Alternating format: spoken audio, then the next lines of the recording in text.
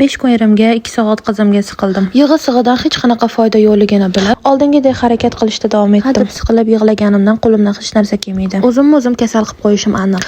Ota-onam, xo'jayinim, 2 nafar farzandim uchun ham kuchli ayol bo'lishim kerak. Alhamdulillah, bugungi kunim ham juda ham chiroyli o'tdi. Xo'jayinimni ko'rib keldim ertalabdan. Ozgina tovarlarimiz keldi, ularni olib keldim. Qizimni zubnoga olib borib, tishini ham oldirib keldim. Xo'jayinim bilan ovora bo'lib, qizim tishim og'riyapti desa ham ahamiyat bermabman. Bu holatni ko'rib o'zimdan nafratlanib ketdim. Yering og'rig'i juda ham yomon bo'ladi. Tishini oldirib, yeringini tozalattirib keldim. Qizim ozgina ko'yniga qarab, kir moshinaga kir sovardim. Bu orada kelgan tovarlarimni obzor qilib berdim. Ko'pchilik yozadi lichkamga savdo qilishni menga ham o'rgating, qanaqa savdo qilasiz deb. Qizlar hech kimdan o'rganmaganmanman. Bu narsa menda tug'ma talantmi bilmayman. Shunaqa qilib men rosa ham savdo sotiq qilishga juda ham qiziqaman va yaxshi ko'raman. Agar shu videoni YouTubedan yoki Instagramdan ko'rayotgan bo'lsangiz, shu nomerlarga yozsangiz, Telegram gruppamga qo'shib qo'yaman. Voy uyatsiz, boshiga ro'mol o'rab olib sharmanda narsalarni sotarkan demanglar. Hozirda asnonoy bu narsalarni sotadigan bozorda to'lib ketdi erkaklar. Biz ayol kishimiz borib erkaklardan so'ramaymiz-ku, bizga qanaqa yarashadi, nima, qanaqa bo'ladi deb. Men yorini sevadigan, o'zini sevadigan ayollar uchun sotaman. Ko'chadagi qanaqadir 5 ta harflilar uchun emas. Kir mashinamdan kirlarimni olib sirazi yoyib qo'ya qoldim. Aytmoqchi, Telegram gruppamda hamma tovarlarim obzorlari bor. Qizim xursand bo'lsin deb Fedabga olib borib, lavash yedirib uyga olib keldim.